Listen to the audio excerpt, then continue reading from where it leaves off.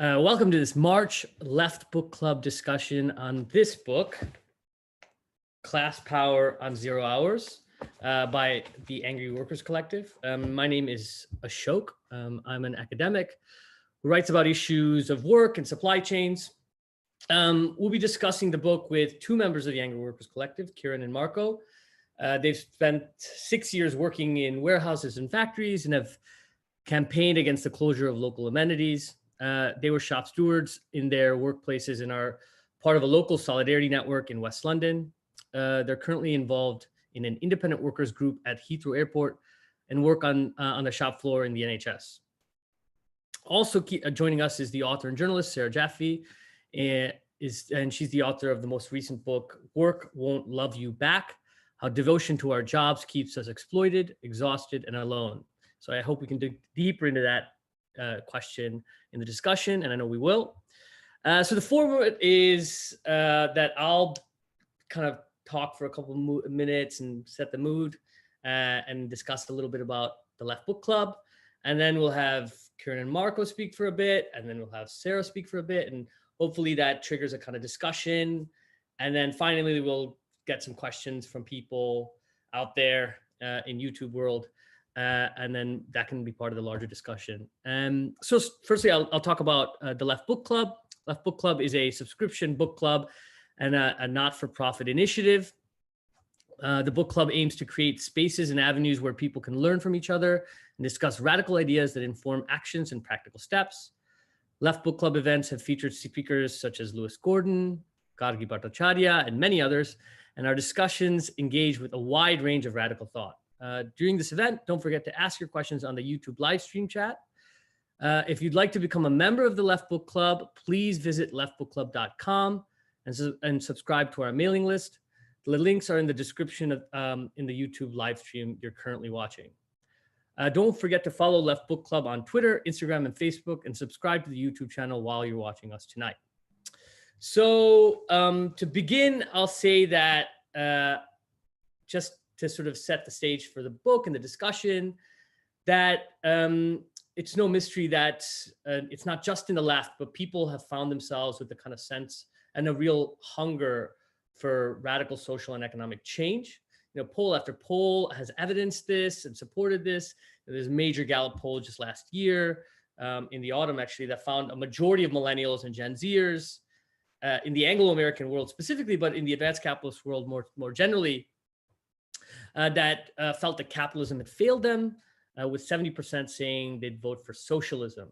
Socialism, I mean, we can debate what they mean by that, but it's clear that people have a desire for real radical change. And as the economic and social conditions become more and more dire, that seems to be the sort of direction of travel. And so the question isn't really about convincing people that things are terrible and that our system needs to change. The question really is how we get there. And it's a question that revolutionaries of the past made a much more concerted effort to examine firsthand. But these questions have been sort of swallowed whole in some part by a kind of recently, I guess, at least in the Anglo-American world, by a kind of electoral graveyard of social movements, that being Corbynism and the Sanders Project, which, you know, really inspired many people, right? But it's clear that that strategy was derailed and it didn't work, right? And so that brings us to this lucid and timely book that sort of thinks in terms of a kind of, it's a theory of practice, and it lays out what can only be described as a kind of blueprint. And in it, they have this kind of four-pronged strategy of the workplace, a solidarity network, a newspaper, but I think that can be read as a kind of any form of kind of distributing information and knowledge to members, and then organization. Also crucially in the book is the kind of return to the method of an inquiry. There's been lots of discussion about workers' inquiries, but this actually does it in a concerted way. It's about embedding yourself in and amongst the working class and seeing them as this sort of agents of change. One of the sort of important contributions here is the centrality of work in the production of value under capitalism, and and therefore workers as the revolutionary subjects to upend the existing social order. Within the context, the centrality of logistics in reproducing life has intensified even more under the conditions of COVID, under the pandemic. The Angry Workers Collective focused much of their energies on food supply chains. Of course, food is central to life, but also the production of surpluses of food are central to the transition from pre-capitalist modes of production to our capitalist mode of production. So I'm reminded of E.M. Wood's very important essay on the agrarian origins of capitalism, where she argues that the necessary preconditions to the emergence of capitalism is the production of agricultural surpluses. You can't produce a sort of factory worker if you aren't producing food surpluses. Put it in another way, if everyone is producing enough to subsist, no one has the labor time to sell to a capitalist to produce a commodity. England between 1500 and 1700s was the most productive agricultural output in the history of the world, and this became the necessary precondition to the emergence of capitalism here, and then from here to the rest of the world. Again, that's debated, but I'm going to say it. And then we had hundreds of years between that period and now of mystifying these social relations. And it brings us to the present. And that mystification has, to a large extent, been blown to bits and been made visible for everyone to see with the pandemic. So the most essential work in the system can be traced back to the capitalism's sort of object of original accumulation, that being food.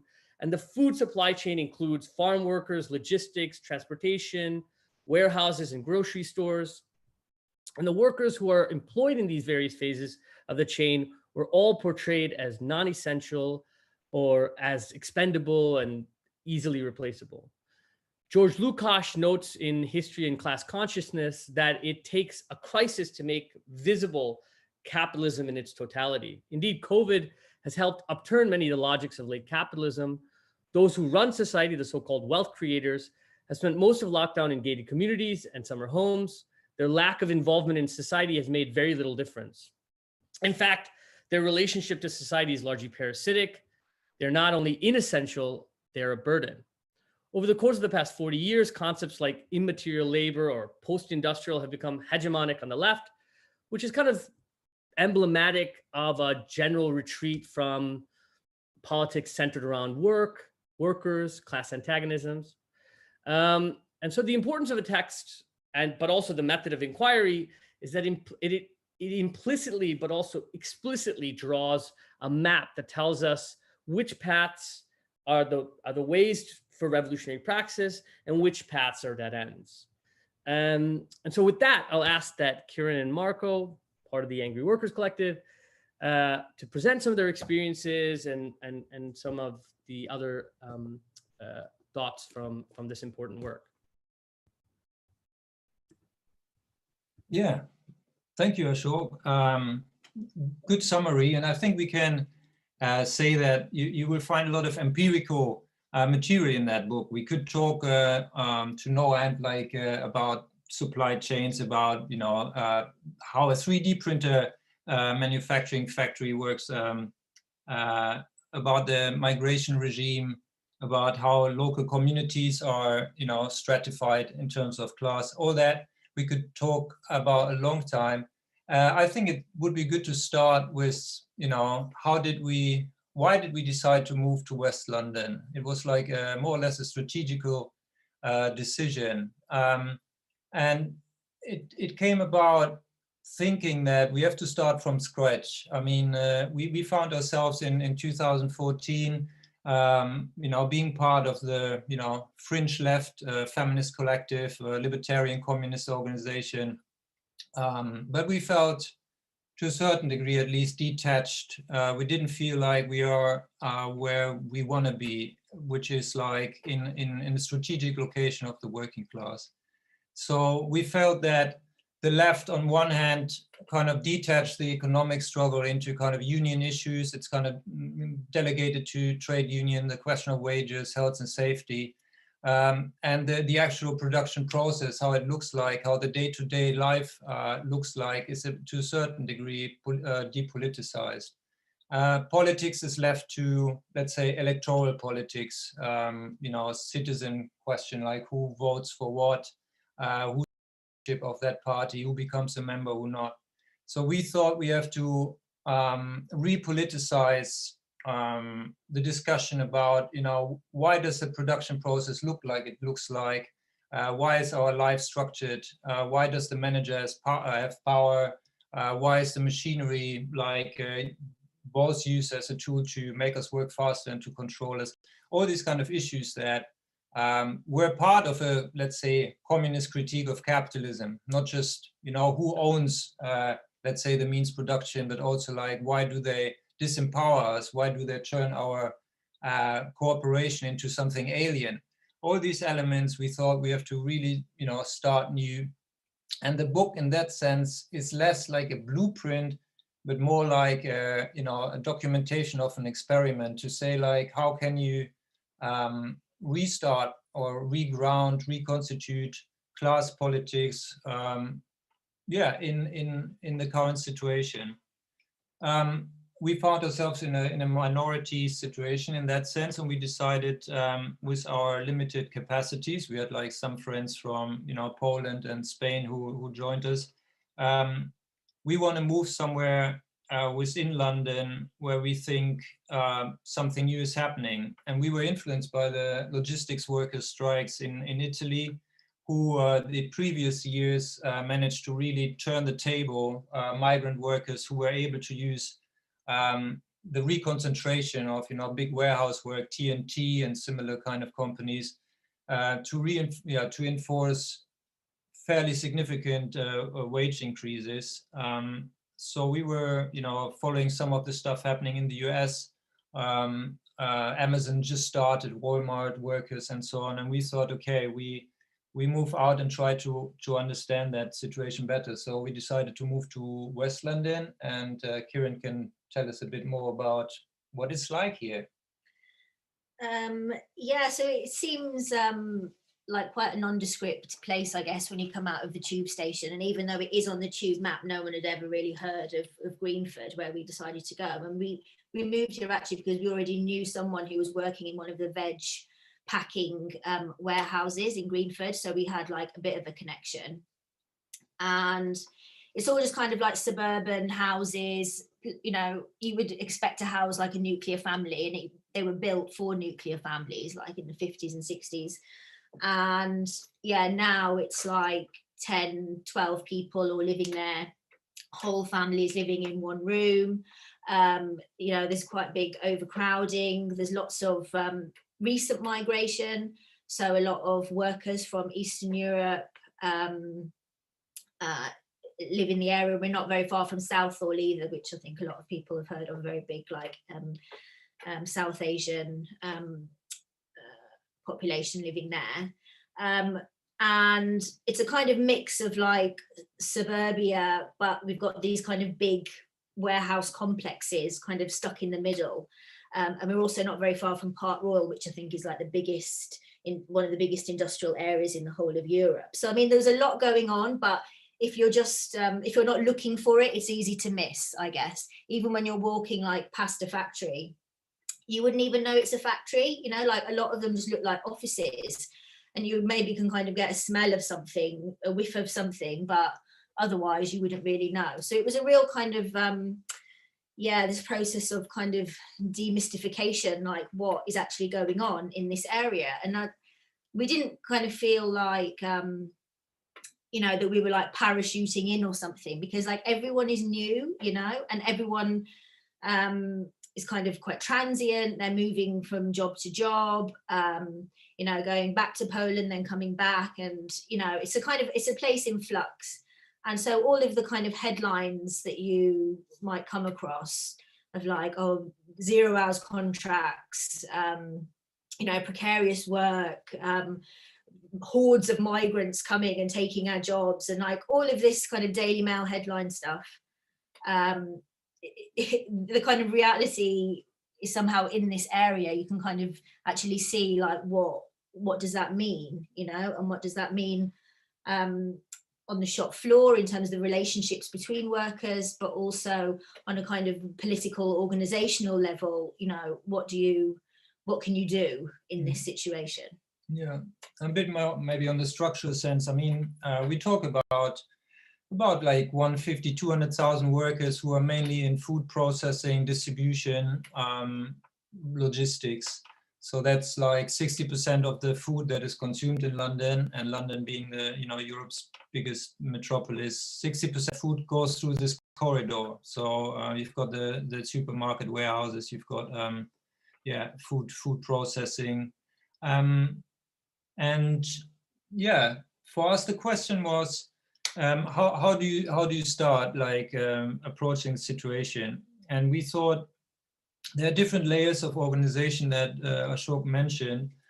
We thought, like, given the fact that there's a vast contrast or like tension, contradiction between workers individually being in a fairly kind of let's say weak position structurally because of migration issues, because their labor market position.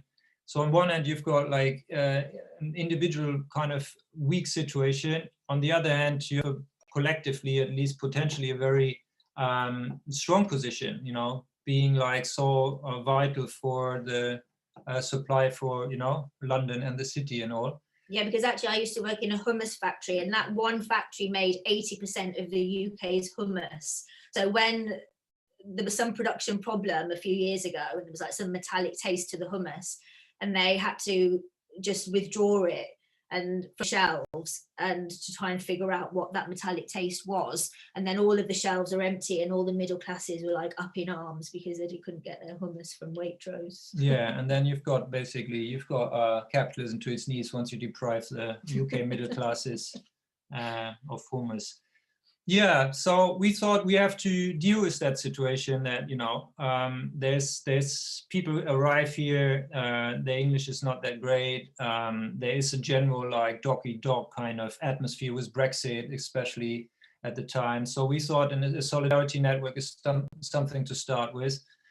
Solidarity network meant that we had drop-ins like once a week at McDonald's in an industrial area, at a tea restaurant in Southall, where a lot of Heathrow workers live, and then in Park Royal in an Asda supermarket cafe. So these were drop-ins. We knew that from the history of solidarity networks, it often kind of degenerates into individual casework. So we really tried to have it close to the workplaces, and we made an effort to ask everyone, like, so what is your situation at work? We know that you've got a problem with, your landlord, the job center, migration office, but like, who are the people that are around you who could support you? What are you doing at work at the moment? So the Solidarity Network had like short-term function in the sense of we get to know more people, people get to know us. It opened some doors. There were Punjabi truck drivers who worked for very small transport companies, and we helped them out. We got them a few £1,000 because the bosses were from the same so-called community but more established, and they used the dependency of these recent migrants and paid them below the minimum wage. So we got them quite a lot of money through the Solidarity Network, direct action. But that opened a door. They knew a lot of truck drivers at Heathrow. So all of a sudden, you've got a connection to workers in one of the biggest multinational corporations in the airline industry, Alpha LSG or Gate Gourmet. So it was a step that potentially opened a door to more collective organizing in bigger companies.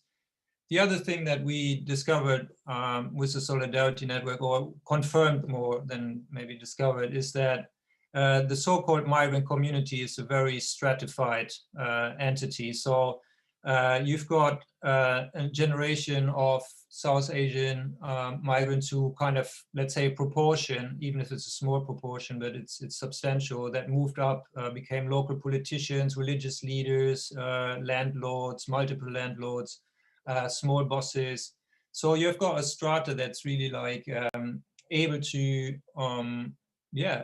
super exploit the recent migrants. And from a longer term perspective, these kind of solidarity networks, they have a function of driving a wedge between, let's say, a bourgeois layer that uses its material power and ideological power to basically have a marginalized section at their how do you call it, behest? No. Yeah.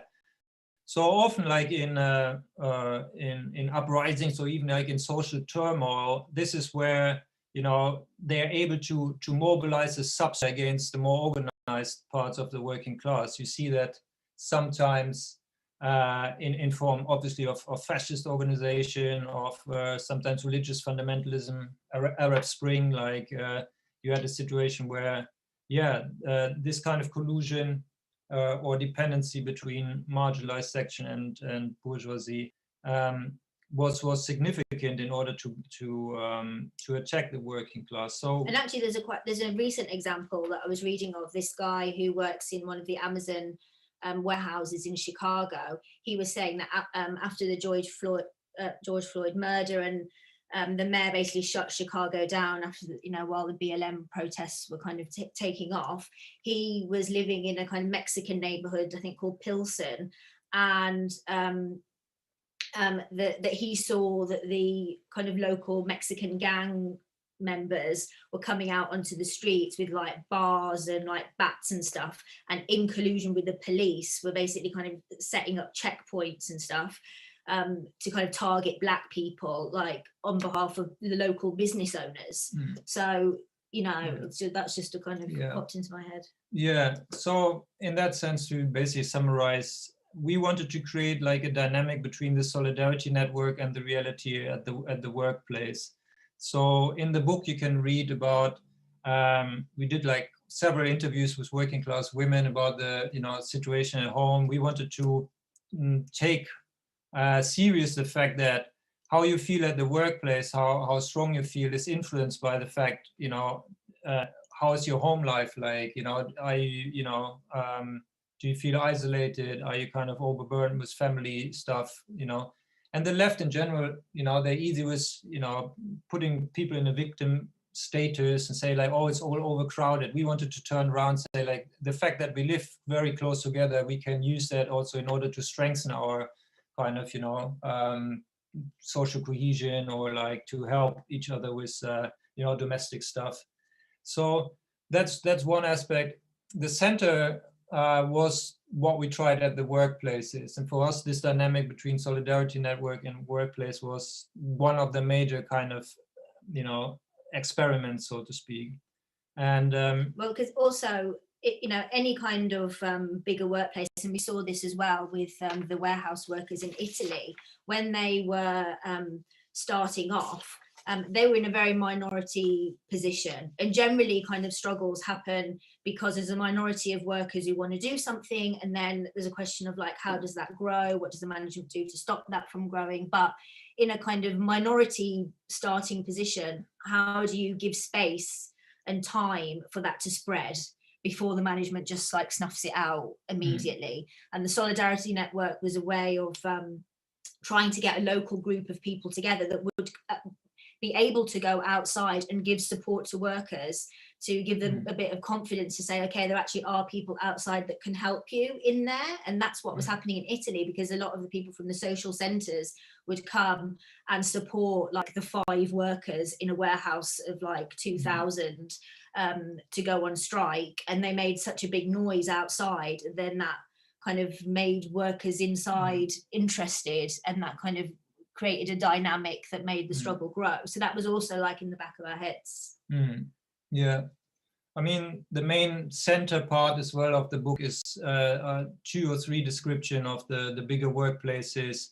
That's a food processing or ready meal factory complex, distribution warehouse of Tesco, and then there's another chapter on a 3D printer factory. I mean, that's where we think that there's some organic power, collective power of workers, but we didn't go in with like a fixed idea of this is how, you know, you organize.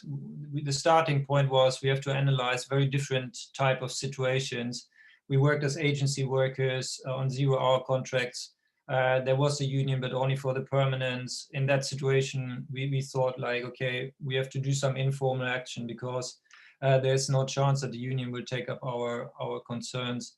In other situations, there was a union and we both became shop stewards, but the book kind of shows fairly clearly that there is it's a very clear structural limit to what you can do nowadays in the unions. So obviously we had like a wider criticism of, you know, the role of trade unions, but we didn't try to just confirm our, you know, critique, but really like see how far can we push the union structure into kind of a rank and file an opening for rank and file activity. And I think in Kieran's case, we got furthest, and that's like also the biggest chapter. I don't know, do you want to say a few things about the £1 more for all campaign and the union? Yeah, so I mean, the union had been recognised for about just over 10 years, and in that whole time, workers were still kind of languishing around the minimum wage, like 1 or 2 pence more. And it was like really expensive. It was like I was paying £13 a month subscription, you know, and the conditions were like really tough. And yeah, so a kind of space kind of opened up in the union at that time to maybe try and kind of push forward a campaign, and we did manage to get that going with the £1 more for everybody demand. And the union had also a couple of years before done a kind of agreement with management where they would split the wages into kind of skill grades, and surprise, surprise, the women were at the bottom, even though the assembly line work was just the toughest job ever. And, you know, it was kind of the most devalued. And then, you know, it just, so the union, you know, it just done like so much kind of bad stuff over the last kind of 10 years, and nobody trusted them. But at the same time, there was this kind of quite dependent relationship between the workers and the union, because they needed that kind of buffer between them and the management, dealing with HR, asking for holidays, like all of this stuff that they just didn't feel confident enough because they didn't have the English. And also they didn't have the kind of, I guess, trust or experience of actually kind of winning stuff in that workplace, you know. So it was it kind of goes into quite a lot of detail in the book about all the things that we tried to do to get to the point where we were doing strike ballots, and that had never happened before. And we got as close to a strike ballot as we possibly could before then. The union bureaucrats had a secret meeting with the management and basically pulled the rug out from under us. So I mean, it was kind of massively demoralizing, and that's for someone who even didn't have any faith in the union. Do you know what I mean? So you can kind of imagine if you do somehow still have illusions about unions, then you're put into that position that you just think, oh, fuck this, I'm gonna, you know, just walk away. At the same time, I mean, we tried to have like, we had an independent kind of factory newsletter and tried to have independent structures. And our line was more or less, okay, we have to tell the union what to do. But I think, I mean, we tried like cricket matches, like park meetings, meetings with women workers, together with former Grunwick striker women. So it's a really like trying, but I think it takes longer to build that kind of confidence that workers basically dictate their union what to do. So, and I think the good thing about the book in general is that we don't pretend, we don't say, oh, great victory, or, you know, we were very close. It really describes all the difficulties that you can imagine you have nowadays. You know, it's kind of in that sense, and a self-critical kind of reflection. But maybe that might be a point to zoom out a bit and say, like, what's this all about? I mean, there are experiments on various levels. For all this, we try to keep these efforts together. I mean, on one hand, as Ashok mentioned, we had a newspaper that reflected the experience with the solidarity network, with the workplaces, and also brought in some political programmatic positions about what we think about nationalism, Brexit. We had a discussion about, you know, a lot of colleagues nowadays discuss what is the system, because, you know, you had the global financial crisis, you had the pandemic.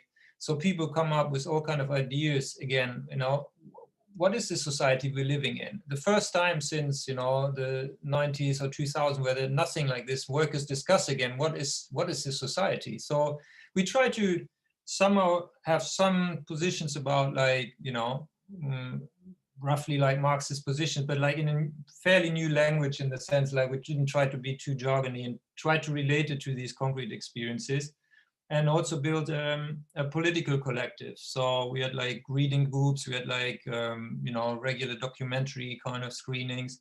But it is, yeah, let's say out of all the workers that we met, like it's a handful of workers who actually then took part. We went to Amazon, international Amazon meetings together, all these questions. But that was like somehow like one of the goals was to build, let's say, a network that is both taking care of the day-to-day self-defense, you know, of our conditions, of our lives, but also opens up again a discussion about what is this world. You know, we wanted to defend ourselves together with Heathrow workers, but also question like, what is this stupid kind of airline industry? You know, how can we refuse the blackmail, you know, job versus future, and, you know, or our health versus having, you know, an income. So bring all this out again. And yeah, I think that was the focus in the end. And maybe to the latter part of the book, we throw in, let's say, a few chapters about how we can imagine a fairly pragmatic approach to a revolutionary transition. That sounds like very kind of, you know, big and kind of, you know, maybe insurrectionist or whatever, but it's basically about how can we imagine in the 21st century that the working class takes over the control of the means of production, and at the same time builds structures of their own decision making. So we throw in some chapters about, like, you know, the essential industry, which segments of the working class, you know, are divided at the moment in terms of producer knowledge, like tech workers, essential workers, marginalized. How can we imagine a process of reappropriation of the means of production in the very basic sense? And all that would seem very abstract if we wouldn't have gone through a pandemic just now, and people would talk about key sectors again, and why are 30% of the workers like overworked, 12-hour shifts? I just come from 12-hour shifts in hospital. And other people are either unemployed or in kind of fairly cushy bullshit jobs. So like, what is this society? And why are we now at the same time attacked, you know, after we pulled society through a pandemic as key workers, essential workers, whatever. Now we are attacked with, you know, fire and rehire and job cuts. How can we discuss all these experience of who has control at the moment, you know, who in the lockdown, who decides how work is organized so it's safe? How can we refer to the discussion that, you know, people think about, like, what is actually essential in this society, and at the same time have a clearer understanding of these defensive struggles that there are at the moment. So in the UK, we see like the gas, you know, GMB has got the British gas workers. We are close to the Heathrow strikes, but all these strikes are fairly defensive at the moment, and there's no forum for workers to really self-reflect on the strengths and the weaknesses of these struggles. So, and this basically you can't achieve from the outside. You can't just go to the picket line, do that. You have to be already kind of present in these areas. You have, and there the circle closes again, you know. For the critique, you need the roots, and without the roots, your critique remains somewhere, you know, up in the sky. So yeah, we hope that the book somehow managed to make a little circle of that and say, like, you know, we have to make strategic decision. We're in the working class, but we also need the debate about, you know, beyond the day-to-day self-defense. Yeah, maybe we leave it here, or do you want to say something? No. All right, I think we had our 15 minutes. And then some. All right, sorry, maybe went on a bit. No, that was great. Thank you very much. So Sarah, would you like to? You're on mute. Oh, there you go. Yeah, I'll try to keep it quick. And then we can get to questions because I want to hear more about your book. So hi, everyone. I'm Sarah. I'm a labor journalist, which was a dying job description up until a few years ago. As you can tell from how I sound, I'm mostly American, though I spend a lot of time in the UK lately, which is how I got invited to do this, I think.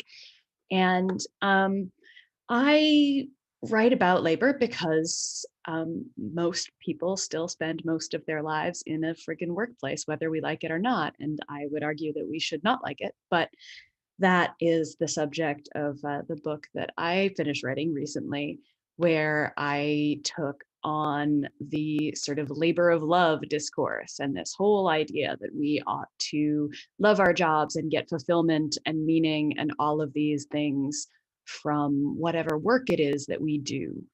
And so just to sort of run through that very quickly, I argue that the labor of love discourse is this sort of common sense around work of the neoliberal era. And what that means is, I was looking at Twitter earlier today where people were talking about Amazon. And of course, everybody in America is currently obsessed with the Amazon Union Drive in Alabama, including many, many people who don't normally pay any attention to the lives of working class people in warehouses. And so we're talking about Amazon and the way that Amazon working conditions are notoriously terrible, whether you were in one of the warehouses or whether you are in like the white collar offices where they have regular culls and fire half the workforce or something like that. And yet Amazon still expects all of us to sort of love it and be grateful to it. And the way that this is happening on the internet today is that the Amazon News Twitter account was denying that workers in the warehouses have to pee in bottles because they're not given bathroom breaks. Now, of course, I'm only one of many reporters who have talked to Amazon workers who have talked about peeing in bottles. And there were at least one document from an Amazon warehouse that was talking about what you should do with your urine bottle at the end of the day.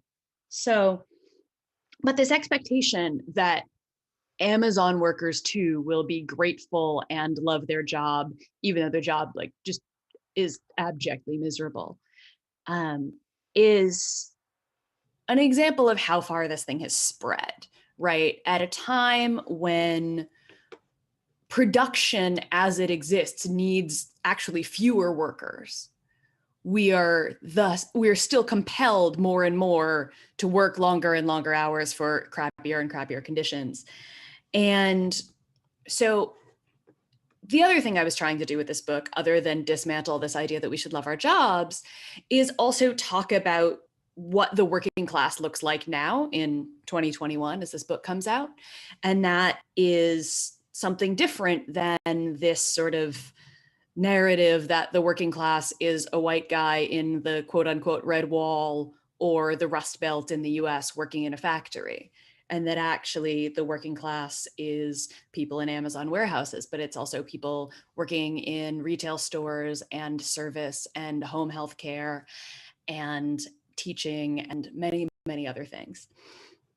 So to argue about the question of the working class is to talk about the changes in capitalism and to understand how those have happened and what the real and actual conditions of working people are, which is why I appreciated the book that we're here to discuss, because it was a very, very deep explanation of several different kinds of work that are, once again, sort of mystified and missed out on in a lot of the conversation about work. So I appreciate all of this conversation because I am endlessly annoyed by the way people talk about who the workers are and who gets to speak for the workers and what concerns the workers have that are mostly detached from the reality of the work that people are actually doing and the way that that work shapes people's lives. So of course, after the last election in the UK, the whole conversation about the red wall sort of materialized out of nowhere. That, you know, that London is full of cosmopolitan elites who are all rich, white college educated people who are working fancy jobs and have nice apartments. And the sort of real workers are somewhere else in the country, and now they vote Tory.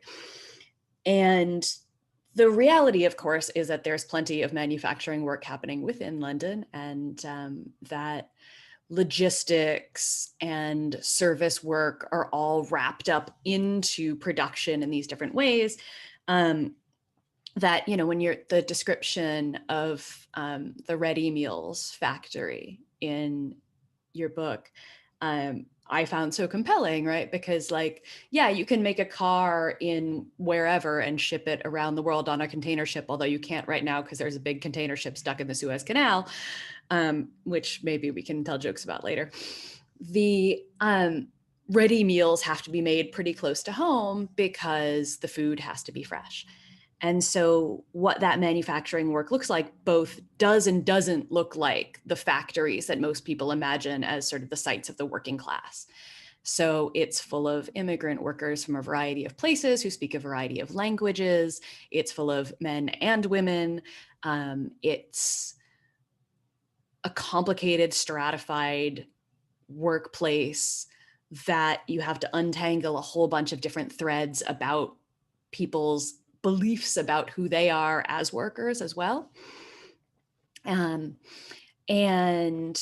I would be remiss if I talked about logistics work without noting that Deliveroo drivers are on strike today as Deliveroo goes up for an IPO, because it turns out, shockingly, that Deliveroo does not actually pay people a living wage. So yeah, I appreciated the descriptions in your book about how you have to take into account people's different needs, motivations, fears that are rooted in differing material realities of their lives. So some people are trying to get all the overtime they can get because they're trying to bring a relative over from India and they have to meet the income threshold. Other people have kids in the house that they have to take care of. Other people have fewer concerns and thus get to be a loudmouth in the workplace. And all of these realities have to get considered when you're thinking about organizing, resisting, struggling in the workplace. I was really struck by the description of the women singing on the assembly line. And then when the inspectors come in, they're really pressured all of a sudden to sing on the assembly line to prove that they're happy workers, even though anything that they might have actually been able to do to make them happy, like, you know, letting them talk to each other during the normal workday, is forbidden. And sorry, I've got notifications going off. I should have muted that. And of course, I was really fascinated by the struggle of the Solidarity Network, because I think the question of mutual aid came up a lot in the early days of the pandemic, where mutual aid networks are being built all across the US and the UK, filling in the gaps of a state, of course, that doesn't really care if working class people die. And the tensions of doing that work and not having it become, as you said, individual casework, but figuring out ways to make mutual aid work productive. Not productive. Productive is terrible. Look at that. It creeps into the way I talk too. Make it political and make it something that moves towards collective action rather than individual service relationships, which ends up mirroring the sort of individual service relationships that far too many trade unions have with their members and expect that their members will treat them that way, right? So the union becomes a place where you file a grievance and expect somebody to deal with it for you, rather than a place where you act collectively in the workplace. So that's just a few of the things that I've been thinking about while reading this book. And I'm going to cut myself off there because I think we probably have some questions and can talk to each other a little bit more. Great, thank you very much, Sarah. That's it's a good transition into discussing a little bit of the issues and questions I had around what you guys have discussed, but also specifically from reading the book. I mean, what I found a kind of theme here is also about the importance of trade unions, but also the role that trade unions can sometimes play. It's not just that. I think that part of the problem is also that they are moving towards service unions is a problem. But even beyond that, it's the question is how these unions are important in ensuring the ongoing management of capitalism, right? So like Kieran gave the example of how they ensured the stratification of the workplace that were heavily gendered. I mean, I found a similar situation when you look at work in the garment sector. You know, it's definitely the hardest, most laborious, and most tasking work was done by women, but that was actually seen as the least valued, and often that wasn't even really confronted by the union. If anything, it was kind of cemented. One of the examples I often think of is it was a 2010, and one of my friends, she's quite radical, and she was working at this purchase of service agency, which is like, you know, they're funded by, you know, the state, and they exist exclusively as an outsourced kind of service of the state. And there was about 35 employees there, and it was in London. And you know, one of the newer employees comes and is very popular, but then when they're downsizing, gets made redundant. And so workers come there and they realize, they're like, oh my God, this person we like is just made redundant, a day's notice or whatever. And, you know, the CEO is making 6 times everyone else's salary. So they say, okay, you know, fuck this, we're going to step outside, we're not going to work. And they refuse to work and they stand outside. And so the employer doesn't call the police or the military, or the employer calls the trade union, and the trade union representative sort of waddles down the street and says, yo, well done, very well done, comrade, well done. You know, you stood up for your employee, get back to work. And we're going to take care of this. We're going to file a grievance. We're going to get to the bottom of this. And they do that. They bureaucratize it. Everyone sort of feels good about themselves. Nothing happens. And then basically the energy fizzles away. And so what it illustrates to me in a lot of ways is the role often that trade unions have played, especially the much more established trade unions. But, you know, one of the strategies that's deployed in the US, and I mean, I guess less so here, but is possible, is you're talking about workers, you know, people needing to fully embed themselves within the working class and see themselves as agents, but also help encourage that kind of revolutionary action and organization. And my question is that there are sort of these kind of salting programs that are very controversial in the US. I was wondering what your thoughts were on those kinds of programs, if they are not done by, they're usually often done by sort of larger unions in the US that are organizing based. But do you think that if more radical independent unions in Britain use those kinds of programs, you know, get people in and organize workplaces, do you think they're effective? Do you think they're, I mean, from your experiences, I guess that's my first question. Yeah, I think we'd be pretty kind of skeptical of that approach, really. Just the kind of examples that we have kind of come across where, you know, the union pumps in a lot of money, the person that they've got on the payroll, who might be, you know, very revolutionary. I mean, they're doing it because, you know, they really believe in it and they will put their heart and soul into it. And, you know, but it's very much about becoming recognized, or the union becoming recognized. You know, it's not necessarily about like, actually, how do you build some power on the shop floor, which might include the union, but like normally that's kind of a step later. The point is like, what are the issues to organize around, and can you, even if you do manage to win some things, if your aim in the back of your head is to somehow channel that into a kind of union ratification process, then I just think it's a real wasted opportunity. And like, workers aren't stupid, you know, like they can kind of see what's happening, and you're putting all of that like work and effort into getting people to like sign up to the union. And really, once you've got into that position, what's left, you know? And I mean, this is also what I was thinking about with the union drive that Sarah, you mentioned in Alabama at the moment. Like, a lot of the articles that I've read kind of seem to indicate that it seems a bit like just an election process. Like, has there been that kind of groundwork happening? Like, my impression is no. And I think we're just in too much of a critical point, just generally socially, you know, for the left to just be like standing on the sidelines, just cheerleading any old effort because it's better than nothing. It's like the bar is really low. Do you know what I mean? And it's just in this kind of current social atmosphere, I think it's just, it's it's just not good enough. Yeah, I mean, we had two examples of where you could actually talk about workers setting up their own unions, or like a radical kind of rank and file union structure. That is Amazon in Poland was Workers' Initiative. That was basically set up by workers who worked at Amazon in Germany and then became kind of lower, kind of supervisor dash team leaders in the new opened one in Poland where they came from. So basically they were transferred then to start the operation in Poland, which then became Europe's biggest Amazon FC. They started the union, and it quickly basically became, about 1,000, 1,500 members. And they were in Germany, the union pumped so much money into it, they never got that membership. So it was like a workers-led union. And they were able to, enforce stuff they organized a slowdown in solidarity with the strikes in Germany. So really brilliant. At the same time, you can say this, and that's kind of, I think, always a contradiction with a trade union organization. One of their demands was, because they have been working there longest, they want seniority pay.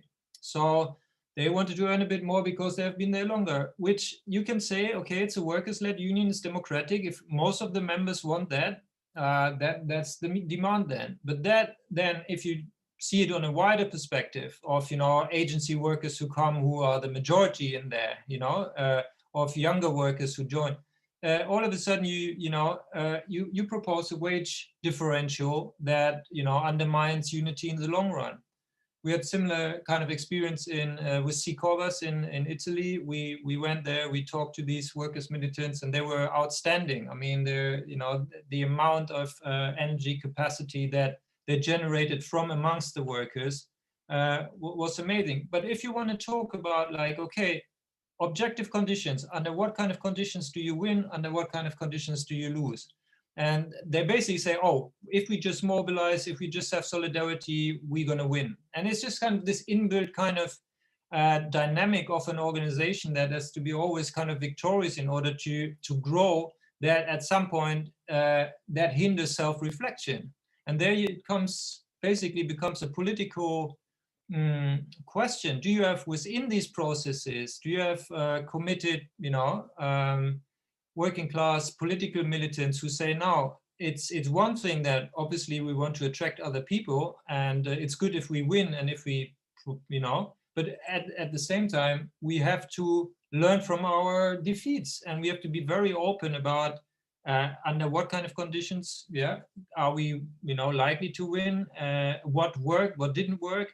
And I think there has to be a wider political motivation for that. If you just look on the trade union level, you will always run into this kind of, dynamic of flag waving, we're going to win, join us. So for us, the question is more like, how do you encourage to build like workers' cores within this process that takes on the task or takes the responsibility to self-reflect. So, and that becomes a political question. And I think, to kind of bring it back to sorting as well, I think because it's kind of quite a short-term kind of thing, you've also got the problem where you might be encouraged to go a bit too fast, because you need to get the results and you're not really in it for more of the long haul. Not to say that you've got to be somewhere for like 5 years before anything happens, like that's not the case. But, you also need to go with the pace depending on the culture and what's going on in that workforce. And I think a general kind of sorting initiative won't really allow that. I wanted to refer to something that Sarah said about the changing nature of capital and of the working class. And I think Amazon is an example. You've got like Amazon FCs that are as big as car factories or other manufacturing. Still, we don't find the same type of workers' organizations or like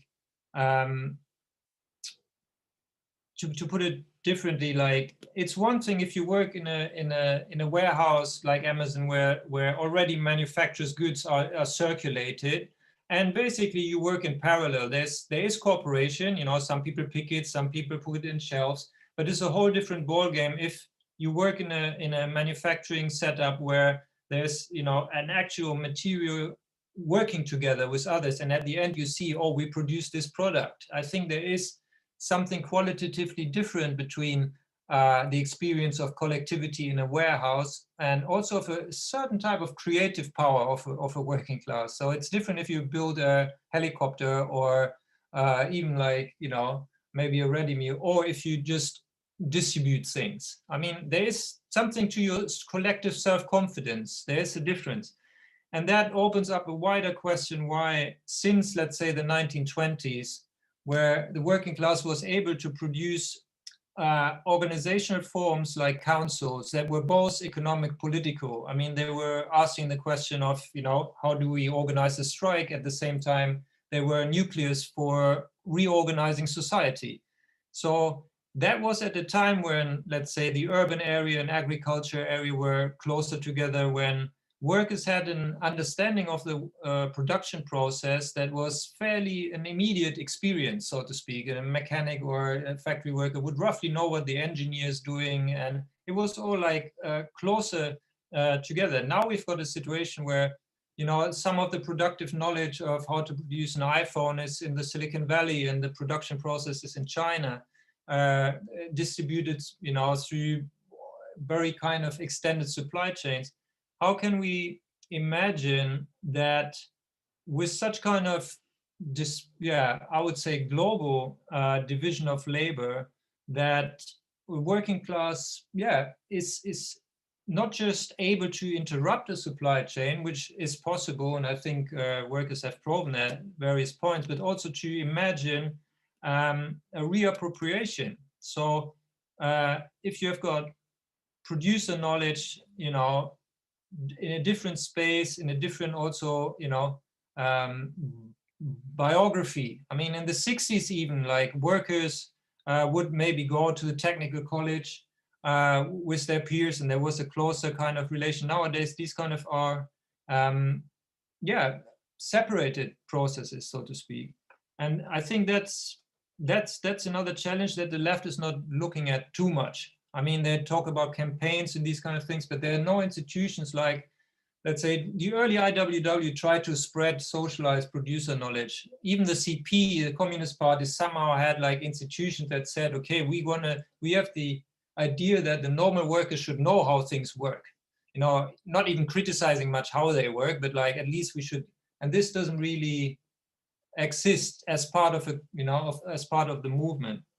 And I just wondered, what you guys think about that question. Like, is it related to the fact, and that's the last question I have, is it related to the fact that in the recent movements, Arab Spring, Chile, Argentina, we see a real divide between street protests on the one hand, where workers, I mean, they are workers, but they enter the street, they risk their lives and confront the state, and strikes remain separate. There's not like a fusion like you had during the so-called mass strike movement, where, you know, workers appear as a collective both in the streets and in the productive process. So I think these kind of questions are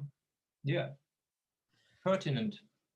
No, I agree entirely. Thanks for that. And I would I'll ask Sarah specifically about the question about I wanted to know about the difference, and it's an important one, about what is it about Amazon. Look, you get Amazon workers who are producing in highly concentrated areas with kind of a high organic composition, lots of investment in technology, very similar to the kinds of kind of workplaces people had 70, 80 years ago, kind of Fordist production processes, and people engaged in workplace action in the sense of, you know, you had these highly productive spaces that weren't disparate. And so it is curious to know, I would be curious to know what the difference here, I mean, there's lots of differences obviously, but I'd like to know her thoughts on the differences. But I would say on the popular struggles, you know, there is a kind of, I often make this example that there is the centrality of the working class under capitalism constantly appears when we talk about social movements, right? Like you take in the last 15 years, you know, the green movement in Iran, which was problems notwithstanding, but, you know, a popular struggle that was in the streets, or the red shirts in Thailand, or like Tunisia and Egypt, which are all popular struggles But it was that Tunisia and Egypt were able to upend this existing social order because on day 16 and day 18, they did a general strike and they brought the government to its knees. So it's not that it's just these different partition movements. It's that, a union that's, workers that are often bogged down by routine and bureaucracy can be inspired and driven to do that act, to do a general strike or do strikes that choke the economy through popular struggle. But I think you need the hammer, but you need the sickle as well. So Sarah, on that, or yes, you need the hammer and the sickle. This is reminding me of my ongoing argument with my friend Joshua Clover, who wrote the book Riot, Strike, Riot, essentially arguing that like we're back in the era of the riot because the strike, again, the sort of production doesn't have the power it used to have in a lot of places. And I am firmly on the side of the strike still matters, but also the strike matters in places that we might not have thought of it. So the unions that are the strongest in the US right now, the workers that are the strongest at the rank and file level have been teachers and nurses. And so this is connected to why are we so obsessed with this one union election in Alabama question. There's an ongoing nurses strike in Massachusetts right now that is getting next to no national coverage, even though an actual like open-ended nurses strike is really rare because nurses have patients that they care about and it's really hard for them to walk off the job. Normally they walk off the job for like a day or two, they get locked out for another week because they have to pay the scab nurses for a whole week. And that's how the nurses strike goes. So we're getting next to no attention on this thing that is also really important because it doesn't fit the narrative of which stories we're supposed to be obsessed with. I will return to Amazon, but this also reminds me of the thing that Marco was saying, is that like there's this tendency to assume that like union democracy, militancy, and radical politics are the same thing, and they are not. Ideally, the best worker organization would be the Venn diagram of all three, right? But we have in US labor history, we have a long history of militant rank and file strikes against having Black workers in the workplace. We have, as you were saying, you can have democratic union decisions to vote for something that actually hurts unity in the long run. You can have really militant unions that are really undemocratic. You can have really left-wing unions that are really undemocratic. So these are like things that are in tension and moving, not the same thing. So that's just a question of sort of organizing and strategy and what does it mean to organize the working class. On just the question of unions managing the affairs of the working class for the bourgeoisie, the teachers' unions in the US that have been doing really militant organizing and doing it in the community as well as in the workplace have been fighting against being forced back into the classroom to die of COVID. And meanwhile, the president of actually the second biggest teachers union, but the one that more people think of when they think of teachers unions, the AFT, is meanwhile promising Joe Biden that she will get teachers back in the classroom. So, we're even seeing this just at the layers of local to state and national, the pressures going in different directions. And on the Amazon question, because I don't want to take anything away from the workers in Bessemer. I mean, that facility has been open for just a year and they have been organizing as far as I can tell from the minute that it opened.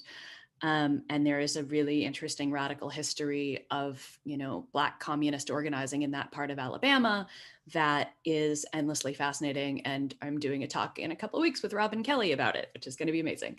But there is also really incredible organizing going on at the Amazon warehouse outside of Minneapolis, where mostly Somali immigrant workers are organized with a worker center that specifically based itself in the Somali community that is rooted in, obviously speaking the language, but also in understanding cultural traditions.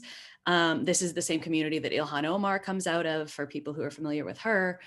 And they are not a union. They're explicitly not going for union recognition. In fact, the Worker Center has been sued for, claiming that it's a union when it's not, or they are claiming that it's secretly a union when it is not. And they have done all sorts of shop floor militancy, walkouts when people get fired. One of the workers was telling me about Minnesota state law requires a health and safety committee that has workers on it. So they just started en masse bringing all of the workers to these health and safety meetings that are required by law, and using it as an organizing thing. So naturally, when the pandemic came in, of course, Amazon shut down these meetings. But so they've been doing all sorts of militancy on the shop floor, all sorts of action, and they're not getting the same kind of, they've gotten plenty of attention. They were on the cover of Wired, but like, it's not getting the same sort of single-minded focus and support that like a lot of the American left is just like laser focused on Bessemer right now, in a way that, you know, well, I mean, I have a little bit of FOMO. I wish I was there, but also there's a lot of other stuff going on. There's excluded workers having a hunger strike in New York City right now for getting included in COVID relief funds, because like there's a whole bunch of workers who don't get counted as workers and so are screwed in a variety of ways. There's like 20 stories I could talk about, but I'm going to shut up now. Thank you, Sarah. That was very, very interesting stuff. I'm going to now go to the questions from people online on YouTube. There's lots of questions. So a lot on kind of relationship with, you know, political parties, Rob, but we might get to that. But there's a few questions on organization, and that's also an interesting bit of the book that I wanted to ask about. So there's one person that asks about whether you have talked to IWGB and UVW. These are independent unions for people who don't know. And then also another question that says, by rallying workers and attempting to raise the level of struggle, it seems to me you're doing a good vanguardism. How do you stop this from falling into didactic vanguardism like a lot of trots? And then that takes me to my question that's connected to this, is that at one point in the book you say, our efforts in West London were not about organizing as such. Our aim is to build a political organization of the class. So I wanted you to maybe help draw out that distinction, because I think it's an interesting one. I think what stops us from being a didactic vanguard is we're not big enough. We're too small. Yeah. Yeah. I think maybe it's like about, sometimes it helps to have like historical reference points, but we still get like a lot out of the experience that is normally like in the shadow of all this talk, when they talk about like, let's say, workers' autonomy in Italy, you know, people think about Negri and all these kind of people, Tronti, that is translated, but there was like an actual working class core of it, like the so-called political committees. And they grew out of like delegation system on the factory level, then in the fusion with students and some of the political groups, but became independent of it. So they developed their own political debates. They spread the struggle from, let's say, the factory level into the area, like you know, reduced prices at shopping, you know, at supermarkets, occupations, housing occupations. And they also try to kind of establish themselves as political committees on a more national scale. So not just like in single factories or hospitals, that also hospital committees. So these are just reference point, meaning we think in the long run, it's about reconnecting these kind of elements of the economic and the political struggle, you know, finding ways of self-defense and self-organization that involve workers, give the spirit and the lifeblood for organization, but also like opening a space to discuss the bigger questions of life. You know, why is society like it is? Why do we feel shit here? Why do we want, what could a better life look like? And it's a kind of, it needs both sides. And I think in the way that the left often approach things, they keep these things separate. They keep one thing in the trade union sector, they keep the other thing in the Labour Party or whatever party they promote, and it doesn't really like fuse anymore. And that is not an easy thing. I mean, it's not we can't be voluntaristic and say like, oh, we just need the better model and then it will happen. It's an expression of the society that we live in, that these things, you know, seem like quite apart at the moment. And I think that's also why we were trying to do quite a lot of things at the same time, you know, like the idea of the newspaper and actually physically giving that to workers as they're coming in and out when the shift changes at like 4 o'clock in the morning or 5 o'clock in the morning, and like, yeah, maybe they're not so talkative, but you know, just to kind of be able to be face to face and strike up some conversations, spreading that information from like one workplace to the other when that information and knowledge would just get lost otherwise. You know, doing the solidarity network, doing the stuff at work, doing the international stuff. I mean, we could have just focused on doing the organising work, but then, you know, without that kind of bigger vision, that bigger context of like, okay, well, why are we actually doing this? You know, what are we working towards? It wouldn't really make any sense, and it would also just lead to burnout, you know, like you're always kind of giving, and you think, oh,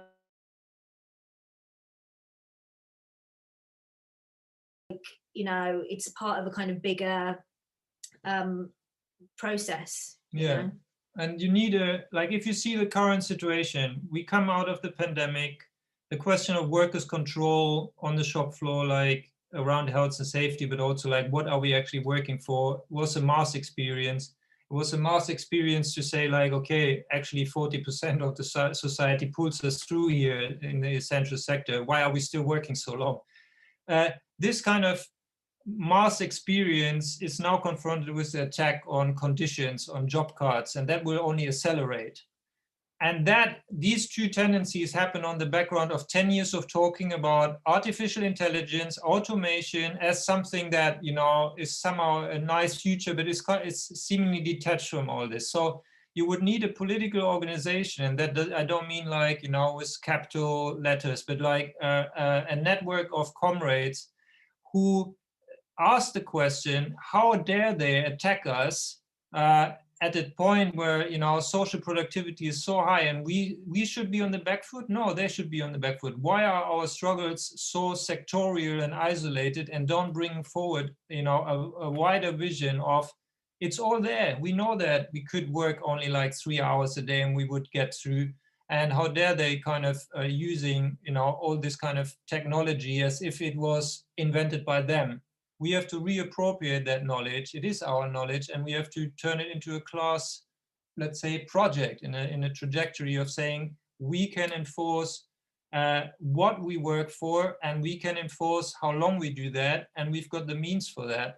We need the international connections. For that, we need organization. So for that, you need the international dimension and all that. So, but you also need that kind of, you know, day-to-day, yeah, you know, stuff on the shop floor to try and build some kind of, you know, unity amongst workers and some kind of power and confidence amongst workers. And you can kind of, you know, try and make people feel guilty for that by thinking every workplace there are always like some crackpots who will try and get workers together, even though they might not be, you know, labeled as communist or something, but you know, they just kind of see the benefit of doing it, and they'll do that. And you know, they're not like total cranks or something. They just, you know, I wouldn't really feel like I have to apologize for trying to, you know, make your workplace better because you spend so bloody long there. Yeah, and that's, I mean, we really crave for a network of comrades who kind of try to raise these questions within the current struggles. For that, you have to be somehow involved on the ground in these struggles. And at the same time, you need a clarity in thinking, okay, what are the bigger pictures? Do we just kind of say,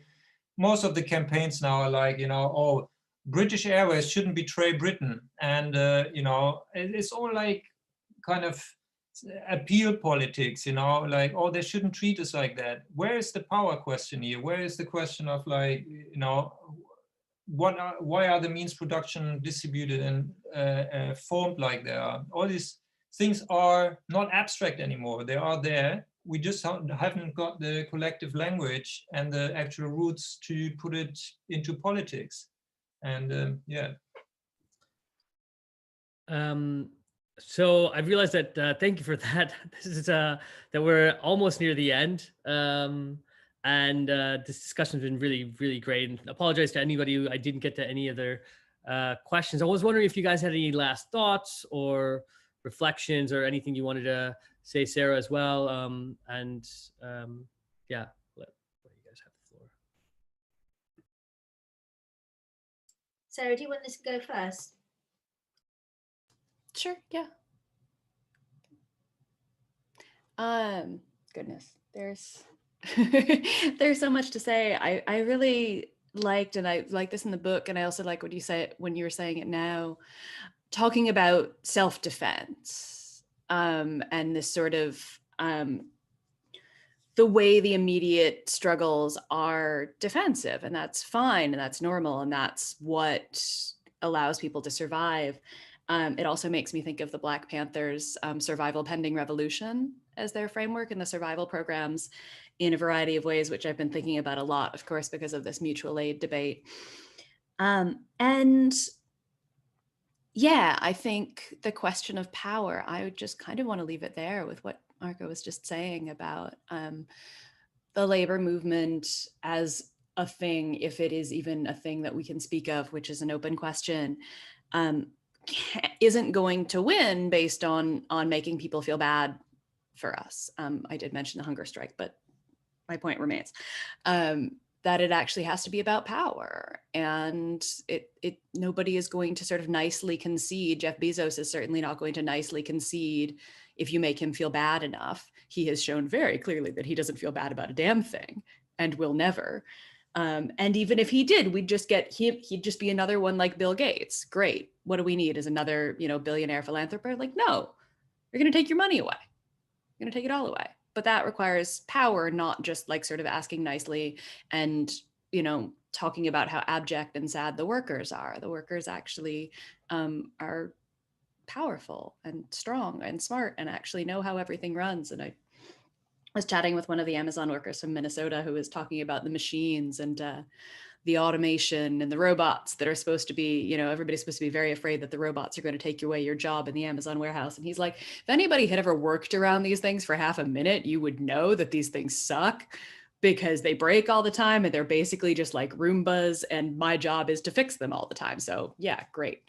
Yeah, so I want to close on the question of power. It is going to be about how that gets built and mobilized and used.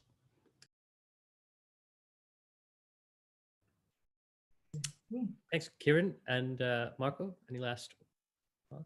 Yeah, I mean, power is class power is the thing, a rediscussion of productive knowledge and how it is unevenly distributed in the class. I mean, I never worked in a hospital before, and now I'm working in a hospital, and I never felt so unskilled. So in the sense of, like, if you work in a factory or warehouse, you just roughly think, okay, I know a way to understand this, but like, partly because of the hierarchy in hospital. And I was also following the Massachusetts strike, the St. Vincent, where one of the criticism is that the scab nurses are not doing a proper job at the moment, which they probably can't do, or, don't have a chance to. But like, the question is, how can you have a political critique on one hand of the hierarchy and, I think something that the left forgot, the criticism of the division of manual and intellectual labor, and at the same time also have like a hope for reappropriation of that knowledge. Don't just give the robots to the capitalist, don't just say like AI is something that they can only use as a weapon for us, and at the same time don't put them into something positive, like purely like, okay, this is we can liberate us by full automated communism. No, it is like, it is in that tension of power. They're used in power relations against us, but they're also they are potentially our means to liberate us. So I think how to bring all that back into the discussion in the concrete struggles, in the strikes that are happening now, that is, for that we have to be organized and have the debate. Yeah, I think. And the reason we wrote this book so it was not last year, the year before, and we were still working at the same time as writing the book, so there's kind of a few typos in there.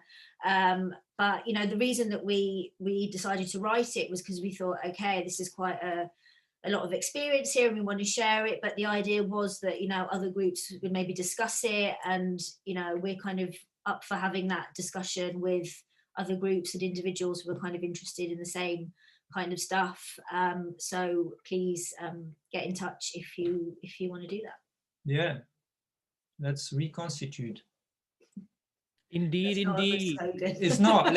I think that's a great. Wow, you ended on that. Let's reconstitute. Thank you very much for a riveting discussion on an exceptional book. To Kieran, to Marco, to Sarah. Yes, read the book if you haven't already. Like I said, it's a kind of blueprint for revolutionary politics. I don't know if you guys even like that. I don't care. You guys are like, no, it's not. Each situation is different, but no, it's good. It's very good. So just a closing note that I've been told to say, but also I mean it. Visit www.leftbookclub.com if you want to become a member. Subscribe to our newsletter. And then there's a link, but I can't really read that out. But and then follow the Left Book Club on Twitter, Instagram, and Facebook. And don't forget to subscribe to our YouTube channel. So the next event is on anti-capitalism and food with Gargi Bhattacharya on the 15th of April. Thanks again to the speakers. Thanks for everybody for your questions, and we'll end it there.